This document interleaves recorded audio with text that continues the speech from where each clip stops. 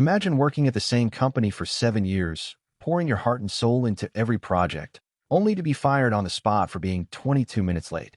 That's exactly what happened to Naomi Wright, who was struggling to balance her career with caring for her ailing mother. Her ruthless boss, Victoria Blackwood, didn't just terminate her employment. She stripped away Naomi's severance package on a technicality, leaving her financially devastated with medical bills piling up. But Victoria made one critical mistake that day. She underestimated the woman she was destroying. What Victoria couldn't have known was that her seemingly insignificant victim would rise from the ashes of her shattered career to become more powerful than anyone could have imagined. In a spectacular reversal of fortune that would make even Hollywood scriptwriters jealous, Naomi Wright would one day walk back through those same corporate doors, not as an employee begging for her job back, but as the owner of the entire company. This isn't just a story about sweet revenge. It's about a woman who found her power in her darkest moment, a daughter who refused to abandon her mother despite overwhelming odds, and a ruthless executive who would learn the hard way that karma comes for everyone eventually. Sometimes getting fired isn't the end of your story, it's just the explosive beginning. The morning sunlight filtered through the blinds as Naomi Wright's alarm blared for the third time. Her eyes shot open in panic, immediately aware she was running late again. At 34, Naomi had been a fixture at Helix Industries for 7 years, climbing from junior analyst to one of their most reliable finance specialists. But lately, that reliability had been slipping. "Mom, I've got your pills ready," Naomi called out, hastily buttoning her blouse while arranging medications into a weekly organizer. From the bedroom down the hall came a weak reply. "Thank you, dear. Is it time for work already?"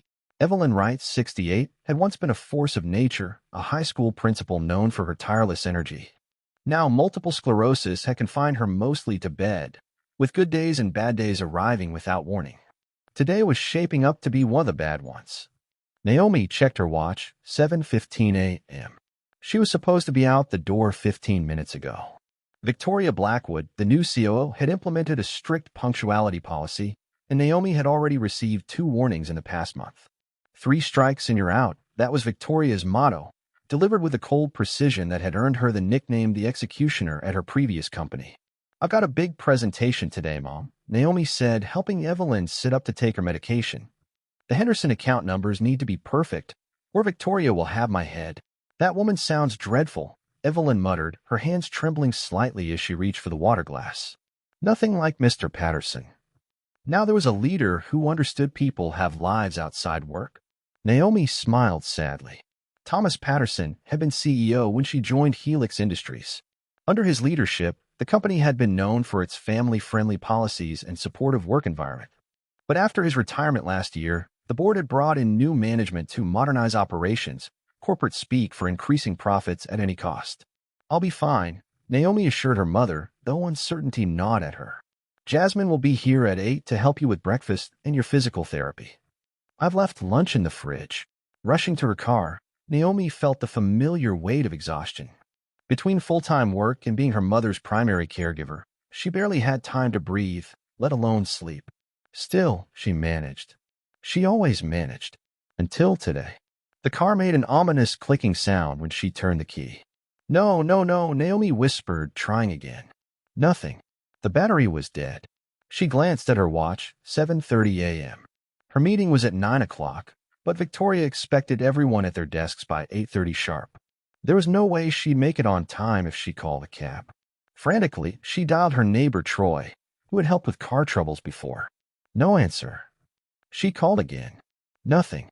With a sinking feeling, she pulled up the ride-sharing app on her phone and requested the fastest pickup available. Estimated arrival, 12 minutes. Those 12 minutes stretched into 20 as the driver got lost in her subdivision. By the time Naomi arrived at Helix Industries' Gleaming Glass headquarters, it was 9:22 a.m. She had missed the start of her presentation.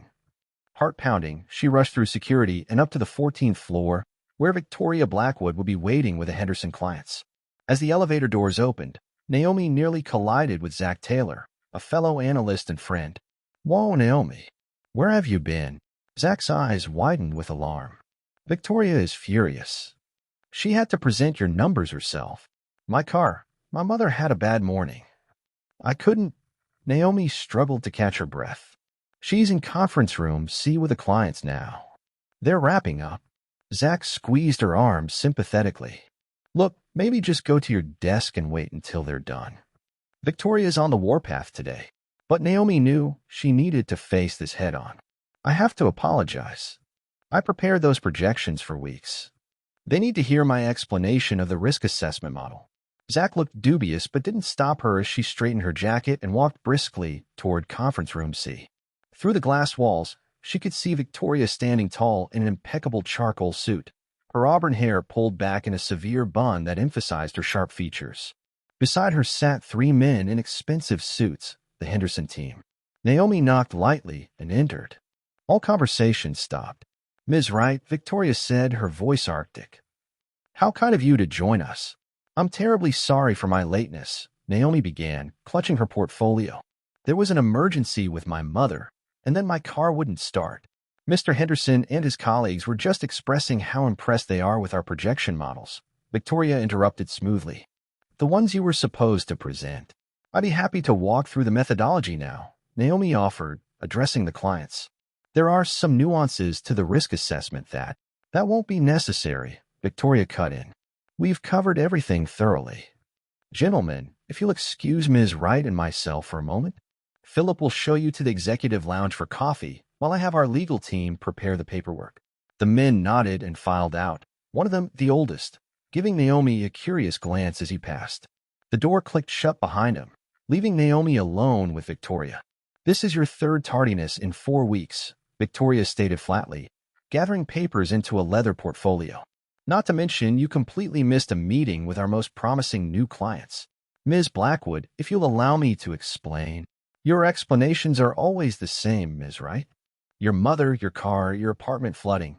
Life happens to everyone, but somehow only you seem unable to manage it professionally. Naomi flinched. That's not fair. I've given 7 years to this company. My work has always been. Your past performance isn't the issue. Your current reliability is. Victoria's manicured fingers tapped on a conference table. Helix Industries is transforming. We're becoming leaner, more agile. We need people who can keep pace. The implication hung in the air between them. Naomi felt a cold dread settle in her stomach. Are you firing me? Victoria's lips curved in what might charitably be called a smile. I prefer terminating your employment. But yes, effective immediately. The room seemed to tilt. You can't be serious. Over 22 minutes. Over a pattern of behavior that demonstrates you're no longer a fit for our company culture. Victoria pulled a document from her portfolio and slid it across the table. HR has prepared your separation papers. You'll be escorted to your desk to collect personal items, then to the exit. Naomi stared at the document, her mind racing. What about my severance package? My contract guarantees 4 weeks for every year of service. Ah. Victoria's smile tightened. Unfortunately, termination for cause, including violation of our attendance policy, renders the severance clause void. It's all there in paragraph 4 of your employment agreement. The injustice of it burned through Naomi's shock. You're firing me without severance after 7 years because I was late 3 times? When I've worked weekends and holidays, when I've consistently brought in results above target, your previous contributions have been noted, Victoria said dismissively. But Helix isn't a charity, Ms. Wright. We're not here to accommodate your personal difficulties. Those words, cold, callous, crystallized something in Naomi. She'd heard rumors about Victoria's cutthroat approach at her previous company, how she'd earned bonuses by slashing staff costs regardless of talent or institutional knowledge lost. Looking at her now, Naomi saw not a leader, but a predator. You've been waiting for an excuse, Naomi realized aloud.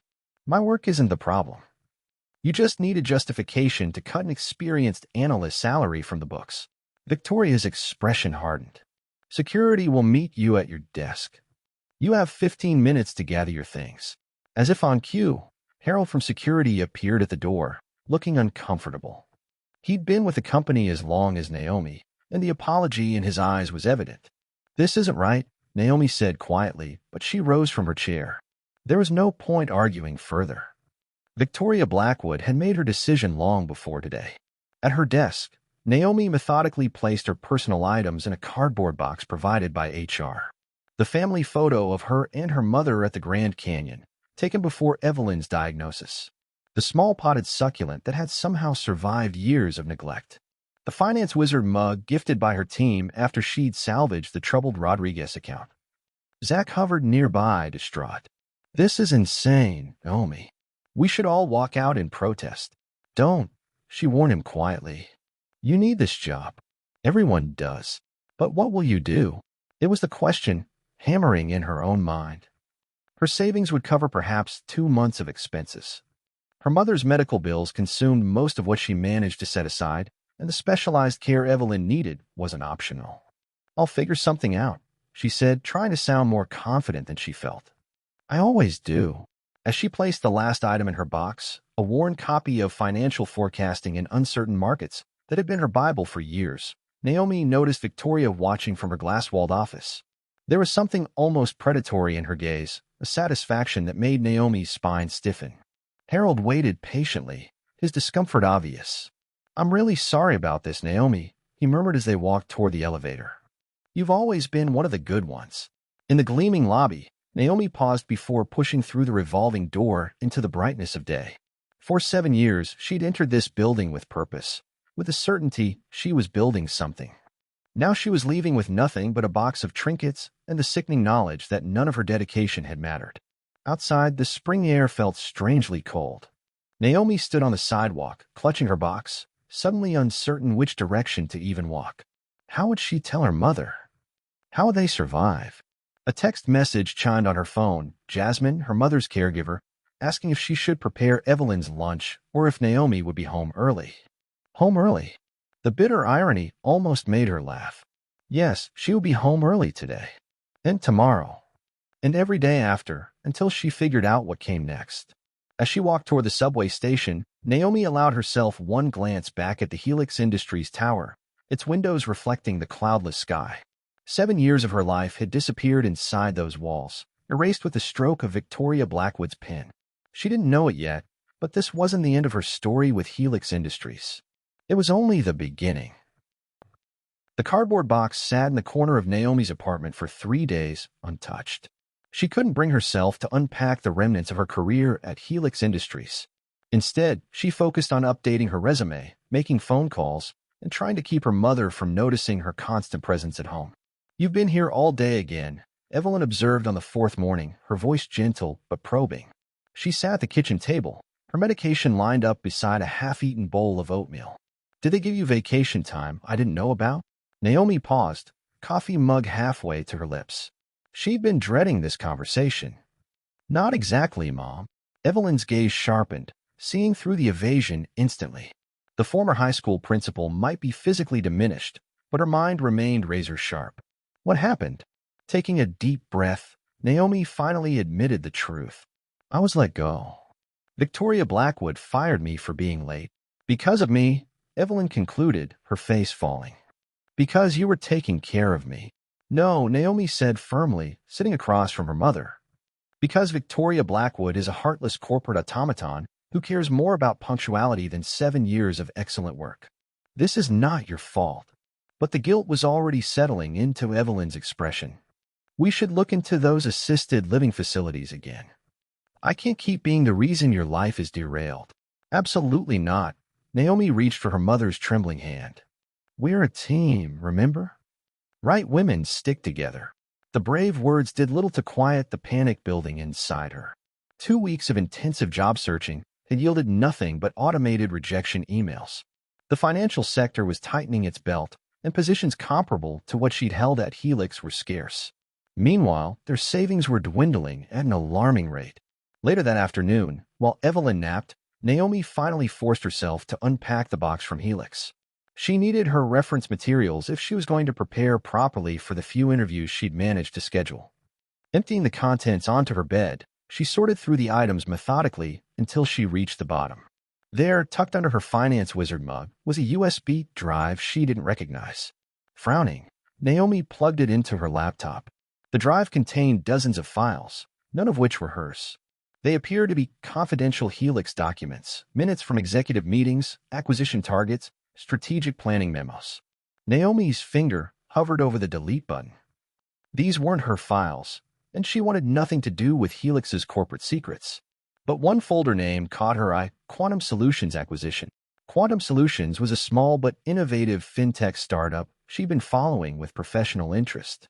Their predictive financial modeling software was revolutionary, potentially able to forecast market shifts with unprecedented accuracy.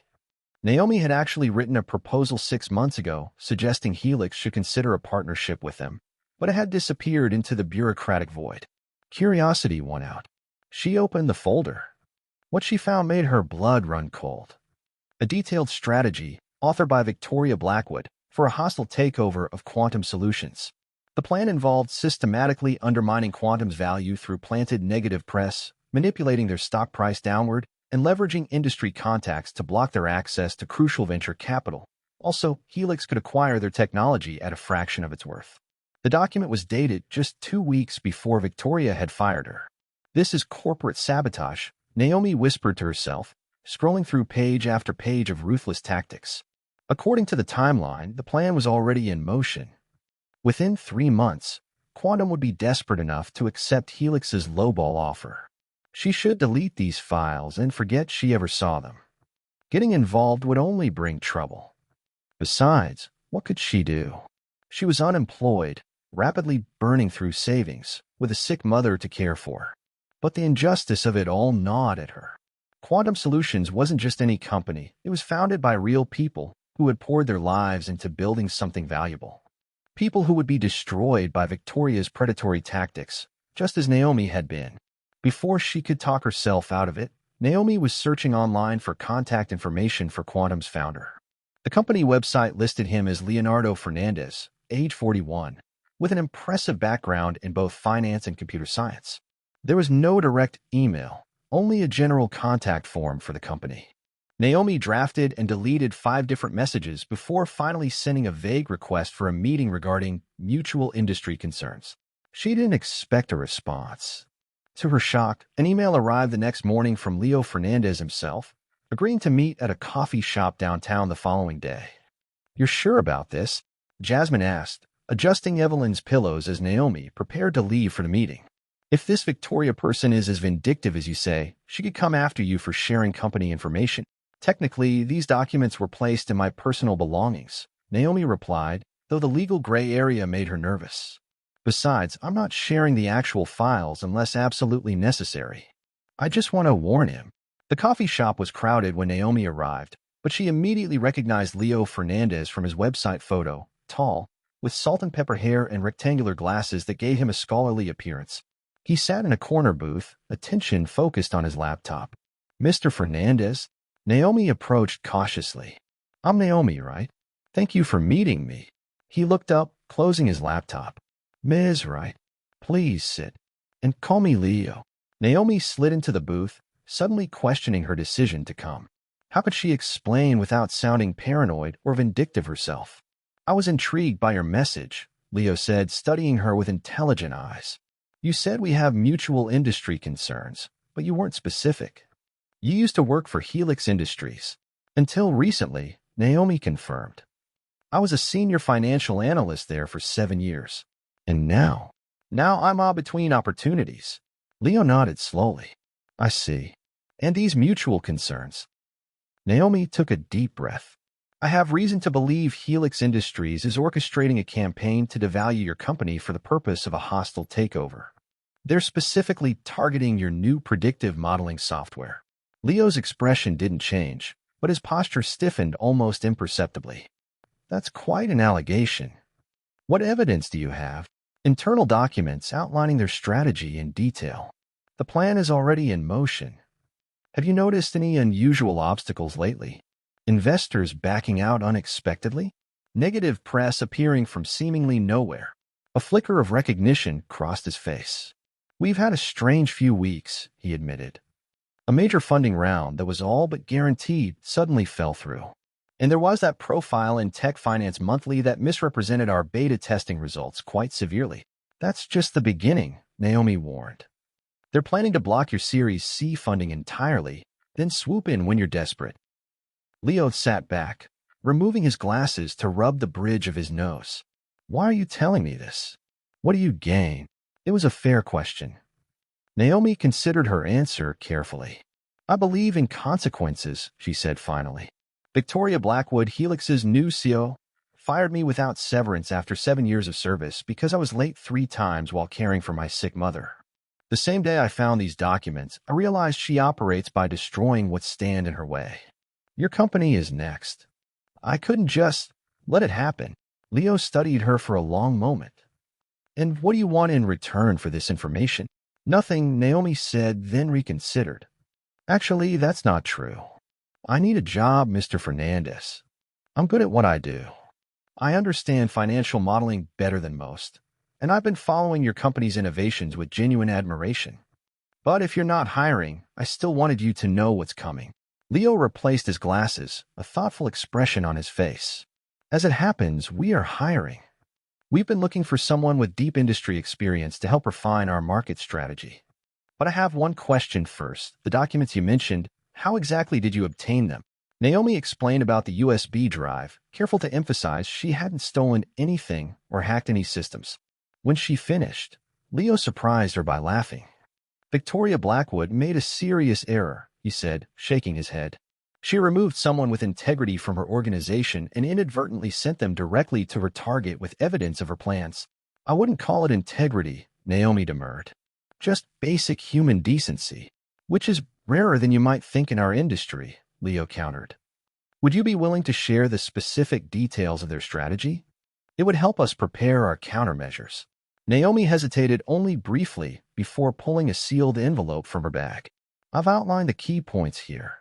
Names, dates, specific tactics. But I'd prefer not to distribute the actual files unless absolutely necessary. Leo accepted the envelope with a nod of understanding. Reasonable. Now about that job. When can you start? The question caught her off guard. You're offering me a position? Just like that? Ms. Wright, Naomi, you just demonstrated more integrity and strategic thinking in one conversation than most candidates show throughout an entire interview process. Besides, he added with a slight smile, I suspect you have unique insights into Helix's operations that could prove invaluable. It felt too good to be true. What position did you have in mind? Head of financial strategy. You'd work directly with me and our development team to align our software capabilities with market needs. The salary is competitive. We may be small, but we're well funded for now, despite Helix's interference. Naomi's mind raced. The role sounded perfect, challenging, but within her expertise. And the competitive salary Leo mentioned would solve her immediate financial worries. But there was one critical issue. I need to be transparent about something, she said. My mother has multiple sclerosis. I'm her primary caregiver. That sometimes means unpredictable schedules and emergencies. It's actually why I was late the day Victoria fired me. Leo didn't hesitate. Quantum Solutions believes in flexible work arrangements. We care about results, not whether you're at a desk at exactly 8:30 every morning. Your mother is welcome to come to the office when necessary, and we can arrange remote work for days when you need to be home. Tears threatened at the simple humanity of his response. Thank you, Naomi managed. When would you like me to start? How's Monday? We have a lot of work to do if we're going to outmaneuver Victoria Blackwood. The next few months transformed Naomi's life. Working at Quantum Solutions was everything Helix had once been but had lost, challenging, innovative, and fundamentally built on respect for its people. Leo proved to be not just a brilliant technologist, but a compassionate leader who understood that employees weren't interchangeable parts in a machine. Naomi's knowledge of traditional financial institutions helped Quantum refine their software to better serve real-world applications. She worked directly with their development team, explaining complex financial behaviors the algorithm needed to predict and helping translate market patterns into mathematical models. 3 months into her new role, Naomi noticed something unexpected in their testing data. The algorithm was showing patterns she'd never seen before, predictions so accurate they seemed almost impossible. This can't be right, she told Leo, showing him the results. The system is consistently forecasting market shifts 3 days before they happen, with 94% accuracy. That's unheard of. Leo studied the numbers, his expression thoughtful. What if it is, right? What if we've stumbled onto something genuinely revolutionary? They spent weeks verifying the results, testing against historical data, running simulation after simulation. The conclusion was inescapable. Quantum's predictive algorithm was the real deal, a genuine breakthrough in financial technology. Do you realize what this means? Leo asked during a late-night strategy session. Every financial institution in the world will want this technology, including Helix Industries. Naomi thought of Victoria, of her ruthless efficiency and corporate predation. They don't deserve access to this. Not after what they tried to do. I agree, Leo said simply. Which is why I'm planning to take the company public instead of seeking more venture capital. It's time to control our own destiny. The IPO announcement sent shockwaves through the financial technology sector. Within days, Quantum's valuation soared far beyond anything Victoria could have anticipated in her acquisition strategy. The sabotage attempts that had seemed so threatening months ago now appeared pathetically inadequate against the tidal wave of investor interest. On the day Quantum Solutions rang the opening bell at the stock exchange, Naomi stood beside Leo on the platform, hardly believing the turn her life had taken. 6 months ago, she had been unemployed, desperate, and afraid for her future and her mother's care. Today, she was part of history. Her phone buzzed with a text from Evelyn, watching the ceremony on television from her new accessible apartment, paid for by Naomi's generous Quantum salary and stock options. You showed them, sweetheart. Right women always rise. As the markets opened and Quantum stock immediately jumped 40% above its offering price, Naomi caught sight of a financial news reporter interviewing none other than Victoria Blackwood. Even from a distance, Naomi could see the tight, frustrated expression on her former boss's face as she was forced to comment on Quantum's success that should have belonged to Helix through Victoria's planned corporate theft. I heard Helix's board is asking difficult questions about why they missed this opportunity, Leo murmured, following Naomi's gaze. Particularly since there are rumors someone there had proposed a partnership with us months ago. Naomi smiled. Karma works in mysterious ways. But karma, as it turned out, was just getting started. 3 years passed in a blur of success for Quantum Solutions. Their revolutionary algorithm transformed the financial technology landscape, with banks and investment firms worldwide integrating their software. Naomi had risen to become Chief Financial Officer, working alongside Leo to guide the company through exponential growth. Meanwhile, Helix Industries was sinking. Victoria Blackwood had doubled down on cost-cutting measures after the failed Quantum acquisition, slashing departments and driving away talented employees. The company that had once been an industry leader now struggled to maintain relevance in a rapidly evolving market. Naomi followed their decline with detached interest until one morning when Leo called her into his office, an unusual gleam in his eyes. Have you seen this? He asked, sliding a financial report across his desk. Naomi scanned the document. Helix is looking for a bailout investor. Their stock has dropped 70% in 18 months. Their board has authorized exploring acquisition offers, Leo confirmed. Victoria Blackwood has been tasked with finding a white knight or facing termination. Naomi looked up sharply. Are you suggesting what I think you are? Leo leaned back in his chair, fingertips pressed together. Quantum has the capital. We've been looking to expand our institutional client base. Helix still has valuable infrastructure and client relationships, even if their leadership has run them into the ground. It would be a smart business move, Naomi admitted, mind racing. But Victoria would never agree to sell to us. She knows I work here. Leo's smile was enigmatic. Actually, she doesn't. We've been careful to keep your name out of press releases. As CFO, you've managed to stay behind the scenes. And Victoria isn't exactly the type to follow competitors closely unless she's planning to destroy them. So you want to pursue this? I think we should hear their pitch, Leo said. I've already arranged a meeting through intermediaries. Victoria believes she's presenting to potential investors from a Singapore hedge fund. I'll attend as myself, of course, but you could join as a silent partner. The opportunity was almost too perfect. When is this meeting? Tomorrow. 9 a.m.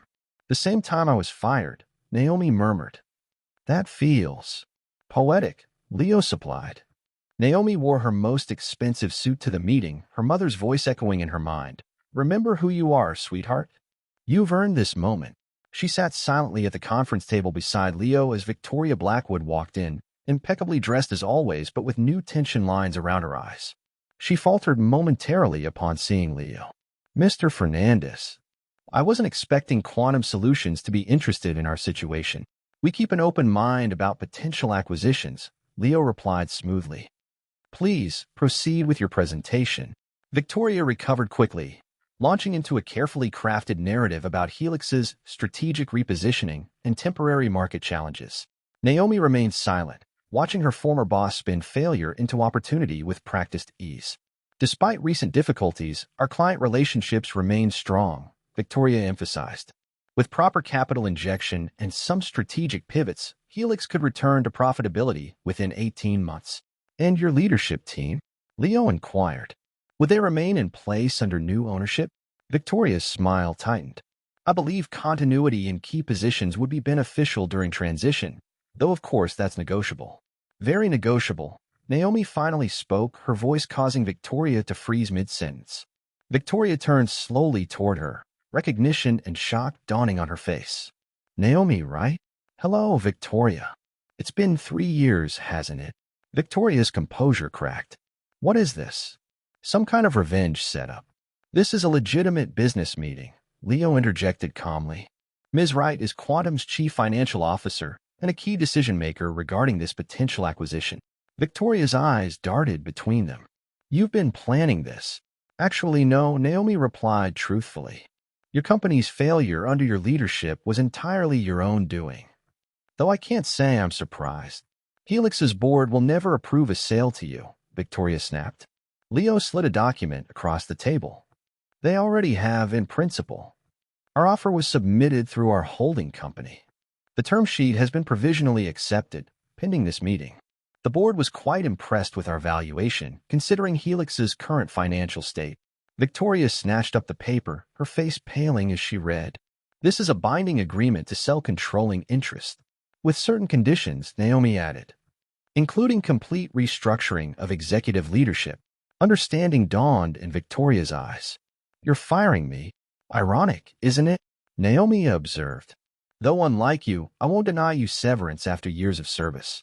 Victoria's facade finally shattered. You can't do this. I built my career on turning companies around. By destroying people, Naomi corrected. You tried to crush Quantum through corporate sabotage. You fired dedicated employees like me without a second thought. Now you're facing the consequences of leading through fear and manipulation. What do you want? To humiliate me? Naomi considered the question seriously. For 3 years, she had occasionally imagined this moment, revenge fantasies playing out in idle thoughts. Now that it was here, those fantasies felt hollow. No, she decided. I want to fix what you broke. She slid another document across the table. This is a job offer. Not as an executive, but as head of our new employee wellness division. You'll be responsible for implementing support systems for staff facing personal challenges, childcare resources, elder care assistance, flexible scheduling for family emergencies. The exact situations you penalize people for experiencing. Victoria stared at the document in disbelief. This is a demotion. A public humiliation. It's an opportunity to learn what leadership actually means, Naomi replied. Take it or leave with your negotiated severance. Your choice. 3 months later, Naomi stood before the assembled employees of the newly merged company, now called Helix Quantum International. Beside her stood Leo and, surprisingly, Victoria Blackwood, who had ultimately accepted the wellness division position. Our first initiative will be the Evelyn Wright Emergency Fund, Naomi announced. Named after my mother, it will provide financial support to employees facing unexpected family medical crises, ensuring no one ever has to choose between caring for loved ones and keeping their job. As applause filled the auditorium, Naomi caught Victoria's eye. The former CEO gave her a small, reluctant nod, not quite gratitude, but perhaps the beginning of understanding. Sometimes, Naomi reflected, the best revenge wasn't destroying your enemy, but transforming them. And sometimes being fired was just the first step toward buying the entire company.